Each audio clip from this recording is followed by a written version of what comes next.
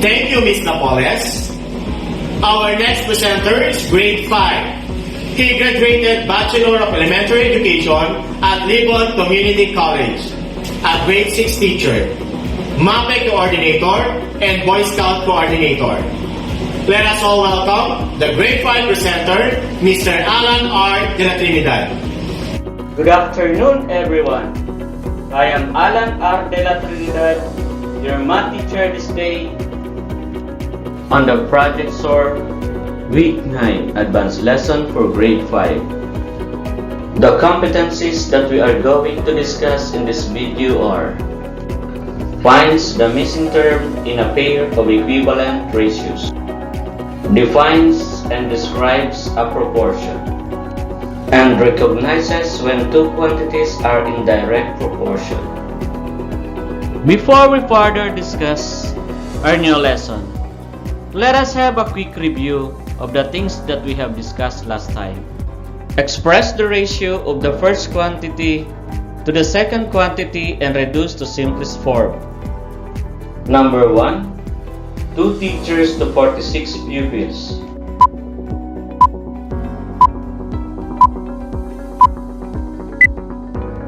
That's correct.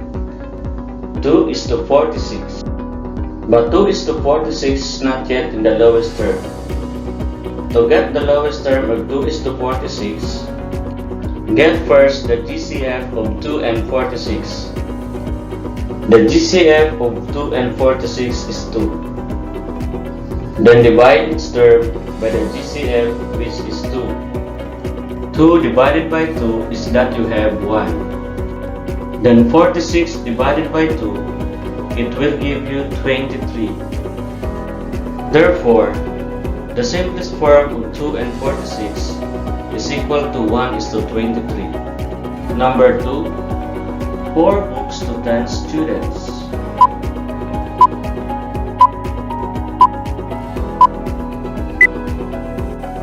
You've got it right. 4 is to 10. To get the simplest form of 4 and 10, divide its term by the GCF, which is 2. So 4 divided by 2 equals 2. Then 10 divided by 2 is equal to 5. Therefore, the simplest form of 4 is to 10 is equal to 2 is to 5. Number 3. 12 flowers to 4 vases.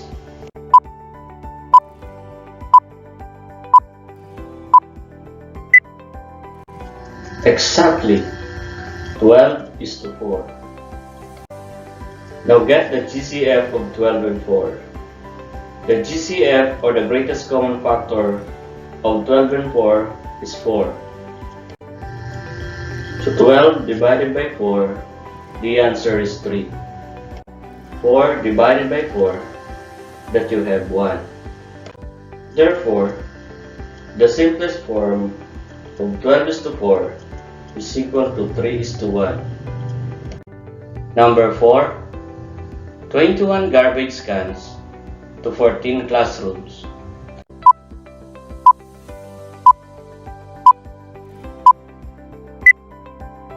That's right. 21 is to 14. Let us get the simplest form of 21 and 14 by getting first its GCF. So the GCF of 21 and 14 is 7. And now, let us divide its term by the GCF, which is 7. 21 divided by 7 is that you have 3. Then 14 divided by 7, it will give you 2. Therefore, the simplest form of 21 is to 14 is equal to 3 is to 2. Number 5. 36 glasses of juice to 30 sandwiches.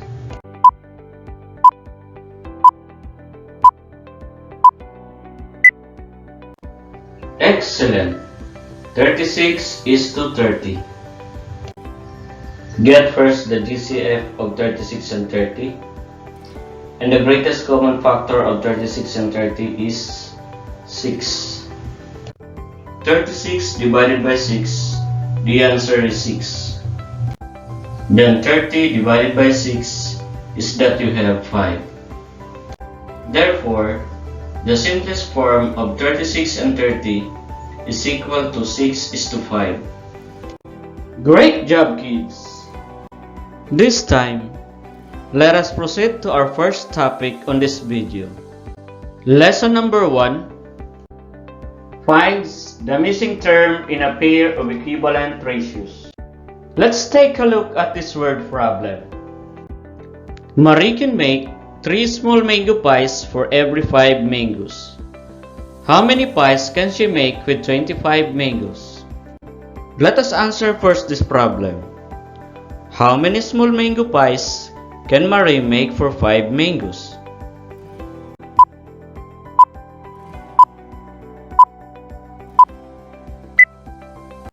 You're correct. She can make 3 small mango pies for every 5 mangoes. In the same rate, how many pies can she make with 25 mangoes? First, we're going to make a ratio, pies to mangoes.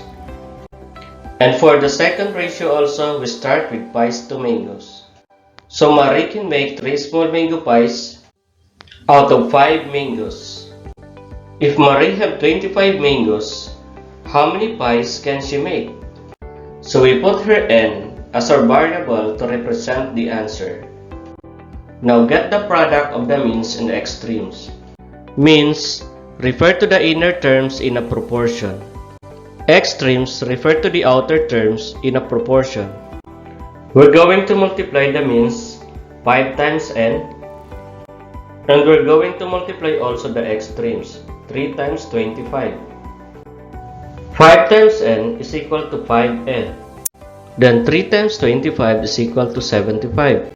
To get the value of n, we're going to divide 5 both sides of the equation to make the equation balance. So 5n divided by 5 is equal to n. 75 divided by 5 is equal to 15. Therefore, Marie can make 15 small mango pies from 25 mangoes. To check whether our answer is correct or not, we're going to use the value of n into a rational equation. N is equal to 15. So 3:5 is equal to 15:25. Then we're going to multiply the means and the extremes. 5 times 15 is equal to 75. Then 3 times 25 is equal to 75. It means that our answer is correct. Let's have another example. The ratio of two numbers is 3:5. If the smaller number is 45, what is the larger number? First, we're going to write the ratios 3:5 is equal to 45:n. Let n be the larger number. And now let us find the value of n by multiplying the extremes and the means. 3 times n is equal to 3n. 5 times 45 is equal to 225. To get the value of n, we're going to eliminate 3. How? By dividing 3 both sides of the equation. So 3n divided by 3 is equal to n. And 225 divided by 3 is equal to 75. Therefore, the larger number is 75. We're going to check if our answer is correct or not. We're going to substitute the value of n into the proportion 3:5 is equal to 45:75. Then, multiply the means and the extremes. 5 times 45 is equal to 225. Then, 3 times 75 is equal to 225. It means that our answer is correct. Good job, kids! This time, we will proceed to Lesson 2. Lesson 2 is all about defines and describes a proportion. Proportion is a statement that the two ratios are equal. Thus, the product of the means is equal to the product of the extremes. A proportion is made up of four terms. The inner terms are called means, while the outer terms are called extremes. Let us try to study this word problem. Mr. Ben works 8 hours a day, while Mr. Carson works 24 hours in 3 days. Who works more between the two men? Let us write first the ratios 8:1 is equal to 24:3. And now, let us try to compare the working hours of Mr. Ben and Mr. Carson using a proportion to find out who works more. We can find out if two ratios form a proportion by using the law of proportion, that is, the product of the means is equal to the product of the extremes. 1 times 24 is that you have 24. Then 8 times 3, it will give you 24 too. Since 1 times 24 is equal to 24, and 8 times 3 is equal to 24 too, then Mr. Ben and Mr. Carson work the same number of hours. Let's take a look at this example. 3:5 is equal to 9:15. First, let us get the product of the means and get also the product of the extremes. 5 times 9 is equal to 45.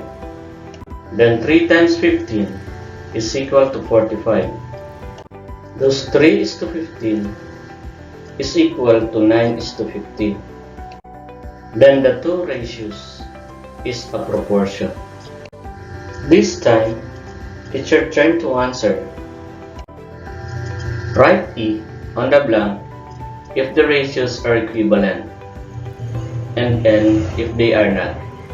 Number 1, 5:8 and 10:15.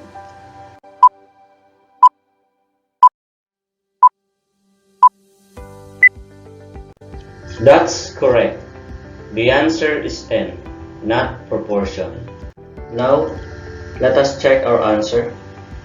First, multiply the means and then multiply the extremes. 8 times 10, the answer is 80. Then 5 times 15, the answer is 75. So 80 is not equal to 75. That's why the answer is not a proportion. Number 2, 7:4 and 21:12.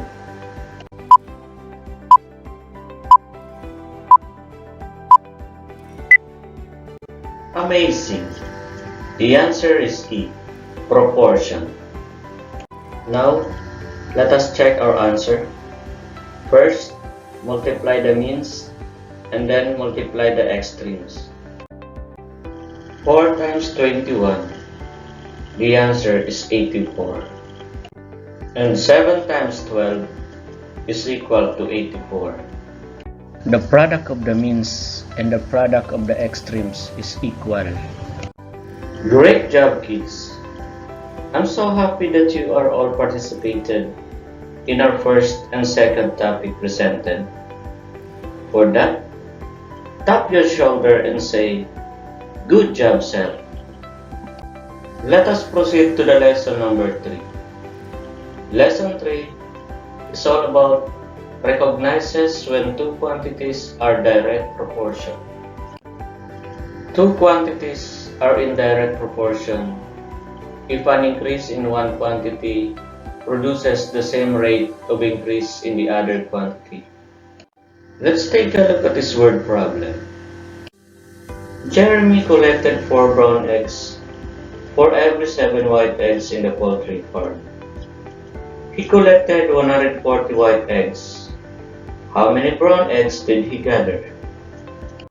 Let us set up the proportion for the problem. 4:7 is equal to n:140. Let us multiply first the means and the extremes. 7 times n is equal to 7n. 4 times 140 is equal to 560. To get the value of n, we're going to divide 7 both sides of the equation to make the equation balance. So 7n divided by 7 is equal to n. Then 560 divided by 7 is equal to 80. Therefore, there were 80 brown eggs gathered. Notice that the number of brown eggs increases, as well as the number of white eggs. Now let us check our answer if it is correct or not. First, substitute the value of n into the proportion 4:7 is equal to 80:140. Then, multiply the means and the extremes. 7 times 80 is equal to 560. 4 times 140 is equal to 560. It means that 80 is the correct answer. Let us answer this example number 2. Martha and Carla sell bibingka on weekends to earn extra money. For every 2 bibingka that Martha sells, Carla sells 7. If Martha sold 14 bibingka, how many does Carla sell? First, let us set up a proportion. For Martha and Carla, 7 is equal to 14 over n. Or 2:7 is equal to 14:n. Now let us compute for the proportion. 2:7 is equal to 14:n. Multiply the extremes. 2 times n is equal to 2n. Then multiply the means. 7 times 14 is equal to 98. To get the value of n, we're going to divide 2 both sides of the equation to make the equation balance. 2n divided by 2 is equal to n. The 98 divided by 2, the answer is 49. Therefore, for every 14 bibingka that Martha sells, Carla sells 49 bibingka. This kind of proportion is called direct proportion. Now, it's your turn to answer. Check whether the following statements show direct proportion. Draw a happy face if it shows direct proportion and a sad face if not. Number 1.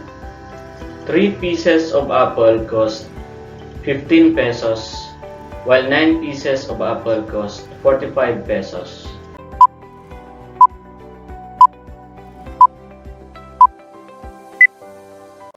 Very good, kids. It's a happy face. Number 2. 4 pentel pen cost 45 pesos, while 8 colored pencil cost 90 pesos.